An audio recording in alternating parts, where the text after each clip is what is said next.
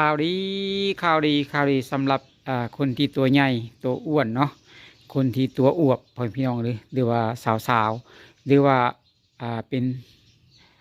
ผู้ภาพสตรีทุกท่านเนาะหรือว่าจะเป็นผู้หญิงผู้ชายก็ได้พ่อพี่น้องหรือว่าท่านใดที่โบมักตัวอ้วนตัวใหญ่โบอยากมีไขมันพ่อพี่น้องเลยทางห้านของเฮานี่ก็มีเคสดีๆหรือว่ามีสิ่งดีๆมิตรภัณฑ์ดีๆที่จะมาผักพี่ผักน้องผักFCทุกท่านคนที่อยากสวยอยากงามพ่อแม่พี่น้องเลยคนที่ติดตามอยู่เนาะทั้งห้านของบ่าวจันนี่ก็มีชาเขียวพ่อแม่พี่น้องเลยก็สามารถที่จะคนอ้วนหรือว่าคนตัวใหญ่มาตั้งแต่เกิดหรือว่า10 ปี20 ปีประมาณนี้พ่อแม่พี่น้องสามารถที่จะชาตัวนี้จะเอาอยู่นะเห็นผลภายใน15 ซองพ่อแม่พี่น้องหรือว่า15 มื้อเนาะกินต่อกันเลยพ่อแม่พี่น้องมื้อละซองพ่อแม่พี่น้อง15 มื้อเนาะรับรองว่าเห็นผลแน่นอนพ่อแม่พี่น้องตัวอ้วนๆใหญ่ๆบ่ต้องย่านพ่อแม่พี่น้องเฮาเอาลงให้เป็นตัวน้อยได้แน่นอนพ่อแม่พี่น้องถ้าเฮาหันมากินชาดีท็อกเนาะ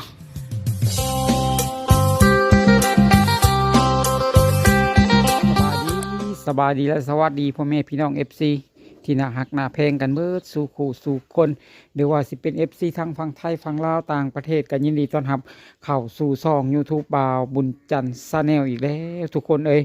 โดยกลับมาพบมาพอกันอีกคือเก่าคือเดิมเติมพลังทุกครั้งที่บ่าวบุญจันทร์มาถ่ายคลิปก่อนอื่นบ่าวจันทร์ก็ขอกราบพ่อแม่พี่น้องฝากกดไลค์กดแชร์กดติดตามกด Subscribe ให้เด้อทุกคนพอให้บ่าวจันทร์มีกำลังแห่งใจทำคลิปต่อไปอีกเนาะโดยมื้อนี้ก็มารีวิวห้านของเจ้าของเองพ่อแม่พี่น้องก็รีวิวห้านว่ามีอย่างแน่พ่อแม่พี่น้องเครื่องขายในห้านของบ่าวจันทร์เนาะโดยตอนนี้ก็ทั้งห้านของบ่าวจันทร์เนี่ยก็มีมาม่าพ่อแม่พี่น้องเลยเป็นมาม่านี่ก็เป็นมาม่าของไทยเลยเนาะก็จะเป็นมาม่าน้ำข้นพ่อแม่พี่น้องเลยก็เป็นห่อสีส้มๆเนาะห่อละ5,000 กีบพ่อแม่พี่น้องถือว่าบ่แพงเนาะโดยต่อมาก็จะเป็นไว้ก้ามปูพ่อพี่น้องได้เป็นเส้นขาวเนาะนี่ก็5,000 กีบคือกันพ่อพี่น้องโดยตัวนี้ก็มียำจัมโบ้พ่อพี่น้องรสหมูสับเนาะก็ต้มใส่น้ำห้อนทุกท่านก็คือที่เข้าใจกินพ่อแม่พี่น้องโดยอันนี้ยำน้ำต้มยำกุ้งพ่อแม่พี่น้องห่อสีส้มเนาะพ่อแม่พี่น้องเนาะห่อละ5,000 กีบพ่อแม่พี่น้องอันนี้จะเป็นมาม่าไทยหรือว่าเป็นไวของไทยพ่อแม่พี่น้องอันนี้เป็นไวรุ่นเก่าเด้อพ่อแม่พี่น้องเนาะไวรุ่นเก่านี่ก็ออกมาหลายปีแล้วพ่อแม่พี่น้องน้ำข้นพ่อแม่พี่น้องเนาะอันนี้ก็เสพคือกันพ่อแม่พี่น้องโดยในตะกร้านี่มันก็คือกันเนาะพ่อแม่พี่น้องเนาะอันนี้เป็น ยำจัมโบ้นี่ต้มยำกุ้งคือกันพ่อแม่พี่น้องเป็นห่อสีออกแดงส้มเนาะพ่อแม่พี่น้องเป็นมีไทยหรือว่าเป็นมาม่าไทยพ่อแม่พี่น้องอันนี้เป็นมาม่าเวียดพ่อแม่พี่น้องห่อละ4,000 กีบ2ห่อ7,000 กีบเด้อพ่อแม่พี่น้องทางห้านค้าของบ่าวจันทร์นี่ก็วางขายได้เป็นที่เรียบร้อยพ่อแม่พี่น้องซื้อมาม่ายังบ่พอพ่อแม่พี่น้องเลยว่าซื้อมียังบ่พอเนาะก็มีไข่อีกไปต้มใส่พ่อแม่พี่น้องคือสีแซ่บคักเนาะต้มมาม่าต้มมีแล้วก็ใส่ไข่ลงสักฟอง2 ฟองพ่อแม่พี่น้องรับรองว่าดึงหูไม่ออกแน่พ่อแม่พี่น้องโดยอันนี้ทางห้านบ่าวจันทร์ก็มีจำหน่ายมีพวกกระป๋องพ่อแม่พี่น้องมูลกระป๋องเนาะป่องละ13,000 กีบพ่อแม่พี่น้องนี่นะก็มีกินอิ่มแล้วเนาะกะย่านอ้วนพ่อแม่พี่น้องสาวๆที่ใดย่านกินอิ่มแล้วย่านความน้ำหนักขึ้นเนาะพ่อแม่พี่น้องบ่าวจันทร์ก็มีเคสดีๆด้วยมีที่ชาดีๆพ่อแม่พี่น้องสิมาให้ลดหุ่นได้พ่อแม่พี่น้องหรือว่าละลายไขมันของเฮาได้พ่อแม่พี่น้องสำหรับสาวๆท่านใดกินไปแล้วเนาะย่านอ้วนย่านน้ำหนักขึ้นพ่อแม่พี่น้องบ่ต้องย่านเด้อพ่อแม่พี่น้องบ่าวจันทร์นี่มีชาลดไขมันให้พ่อแม่พี่น้องก็รับรองว่าบ่ผิดหวังแน่นอนพ่อแม่พี่น้องมาพ่อแม่พี่น้องมาติดตามรับชมในเด้อเนาะทางห้านของบ่าวจันทร์นี่ก็มีผ้าพ่อแม่พี่น้องท่านใดเนาะเสื้อผ้าเปื้อนพ่อแม่พี่น้องหรือว่าอยากซักเสื้อซักผ้าเนาะทางบ่าวจันทร์นี่ก็มีอีซี่ขายพ่อแม่พี่น้องหรือว่าจะยกแพ็ค หรือว่าสิขายเป็นธงก็มีพ่อแม่พี่น้องธงละ7,000กีบพ่อแม่พี่น้องเลยทั้งแฟบเนาะนี่ก็เป็นแฟบพ่อแม่พี่น้องเลยเดี๋ยวอีกทานหนึ่งเนาะสำหรับที่ว่าคนที่อยากกินอยากใส่อยากปรุงรสพ่อแม่พี่น้องอันนี้ก็คือน้ำตาลเป็นทำมันยังกระเล้วพ่อแม่พี่น้องทำยังก็ได้นะหรือว่าเป็นทำปรุงอาหารบ่หรือว่าจะไปทำของหวานบ่พ่อแม่พี่น้องหรือว่าจะไปทำขนมต่างๆพ่อแม่พี่น้องสามารถที่มาซื้อน้ำตาลห้านของบาวจันได้พ่อแม่พี่น้องธงละ15,000กีบพ่อแม่พี่น้องโดยสำหรับท่านใดเนาะที่อยากกินผงชูรสพ่อแม่พี่น้องหรือว่ายังบ่ทันได้มีหรือว่าเบิดไปแล้วให้พี่น้องเนาะแต่ทุกคนเราก็ต้องกินประจำพ่อแม่พี่น้องเลยอันนี้ถุงละ19,000กีบพ่อแม่พี่น้องเลยตอนนี้ทางห้านของบาวจันก็วางขายได้เป็นที่เรียบร้อยแล้วเนาะโดยหรือว่าเป๊ปซี่พ่อแม่พี่น้องเป๊ปซี่สียกแพ็คหรือว่าสิเป็นขวดให้เป็นขวดนี่ขวดละ10,000กีบเนาะโดยถ้ายกแพ็คพ่อแม่พี่น้องแพ็คหนึ่ง119,000หรือว่า118,000กีบพ่อแม่พี่น้องต่อแพ็คเนาะโดยอันนี้จะมีน้ำดื่มส่งน้ำเด้อพ่อแม่พี่น้องน้ำหัวเสือเนาะพ่อแม่พี่น้องแล้วทันใดที่อยากซื้อย่อยซื้อยกเนาะซื้อเป็นขวดหรือว่าซื้อ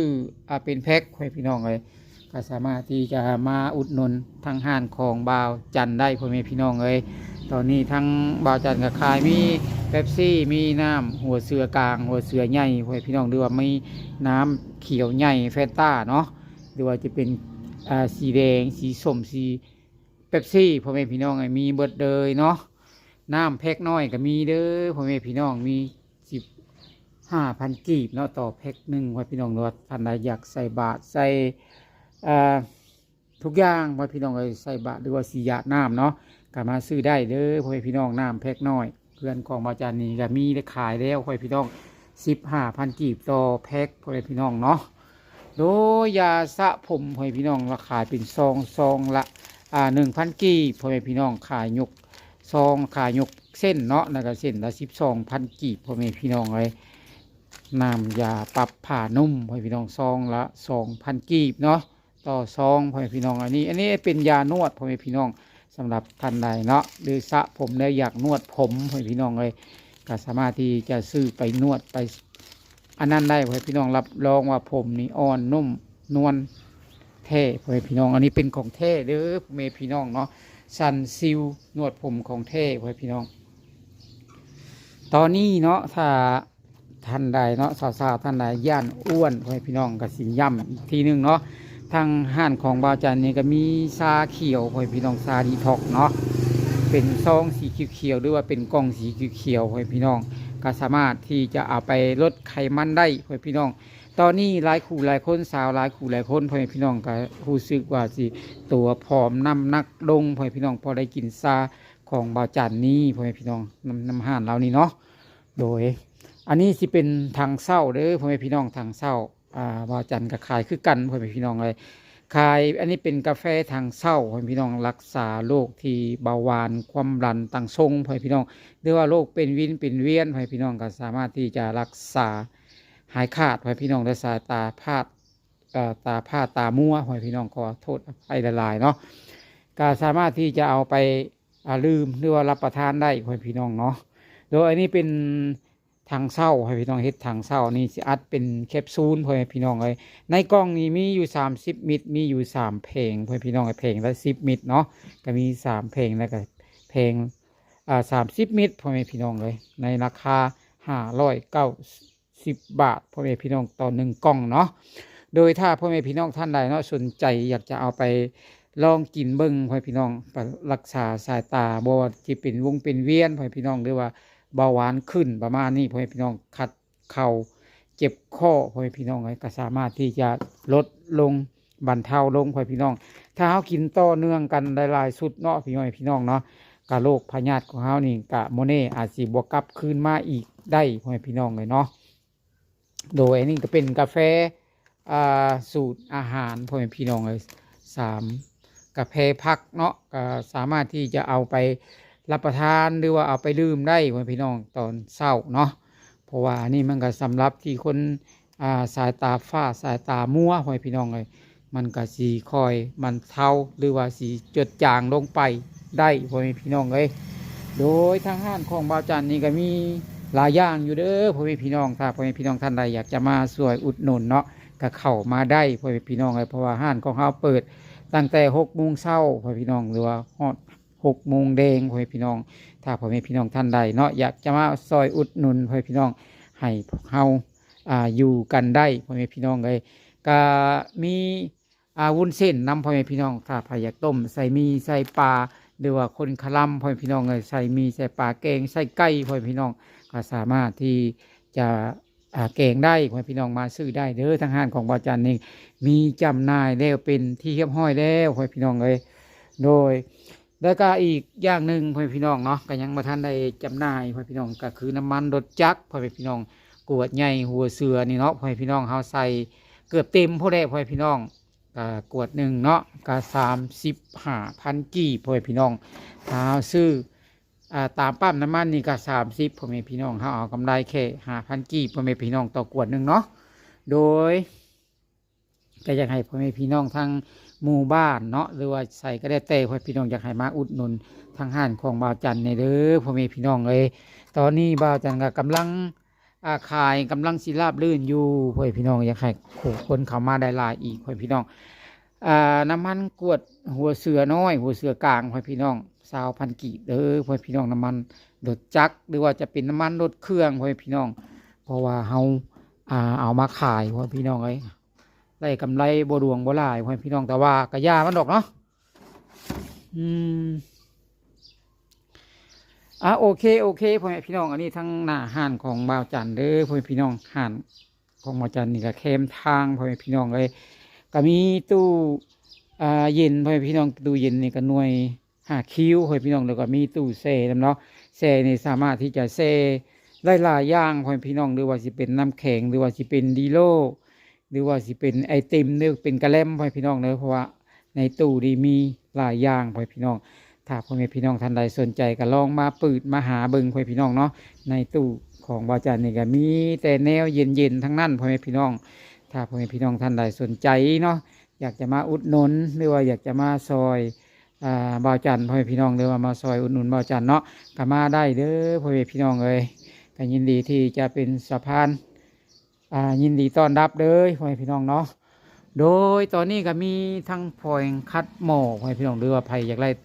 เป็นคัดถ้วยพ่อแม่พี่น้องอันนี้จะเป็นฟองน้ำเป็นผ้าเนาะพ่อแม่พี่น้องเนาะเป็นฟองน้ำผ้าพ่อแม่พี่น้องสามารถที่มาสั่งหรือว่ามาซื้อได้เด้อพ่อแม่พี่น้องอันนี้เป็นพลอยเล็กเนาะสำหรับที่คัดหม้อพ่อแม่พี่น้องเลยโอ้พ่อแม่พี่น้องมีทุกสิ่งทุกอย่างพ่อแม่พี่น้องก็ว่าห้านเด็กแต่มีครบก็ถือว่าโอเคพ่อแม่พี่น้องเลยเนาะ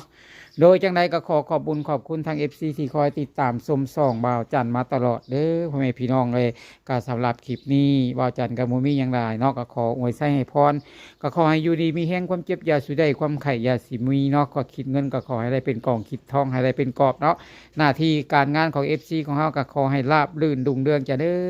นเด้อเนาะว่าผิดพลาดประการใดก็ขอโทษขออภัยหลายๆกล่าวคำว่าสบายดีข่าวดีสำหรับคนที่ตัวใหญ่ตัวอ้วนเนาะคนที่ตัวอวบพ่อพี่น้องหรือว่าสาวหรือว่าเป็นผู้ภาพสตรีทุกท่านเนาะหรือว่าจะเป็นผู้หญิงผู้ชายก็ได้พ่อพี่น้องหรือว่าท่านใดที่โบมักตัวอ้วนตัวใหญ่โบอยากมีไขมันพ่อพี่น้องเลยทางห้านของเฮานี่ก็มีเคสดีๆเรียกว่ามีสิ่งดีๆมิตรภาพดีๆที่จะมาผักพี่ผักน้องผักFC ทุกท่านคนที่อยากสวยอยากงามพ่อแม่พี่น้องเลยคนที่ติดตามอยู่เนาะทั้งห้านของบ่าวจันนี่ก็มีชาเขียวพ่อแม่พี่น้องเลยก็สามารถที่จะคนอ้วนหรือว่าคนตัวใหญ่มาตั้งแต่เกิดหรือว่า10 ปี20 ปีประมาณนี้พ่อแม่พี่น้องสามารถที่จะชาตัวนี้จะเอาอยู่นะเห็นผลภายใน15 ซองพ่อแม่พี่น้องหรือว่า15 มื้อเนาะกินต่อกันเลยพ่อแม่พี่น้องมื้อละซองพ่อแม่พี่น้อง15 มื้อเนาะรับรองว่าเห็นผลแน่นอนพ่อแม่พี่น้องตัวอ้วนๆใหญ่ๆบ่ต้องย่านพ่อแม่พี่น้องเฮาเอาลงให้เป็นตัวน้อยได้แน่นอนพ่อแม่พี่น้องถ้าเฮาหันมากินชาดีท็อกเนาะ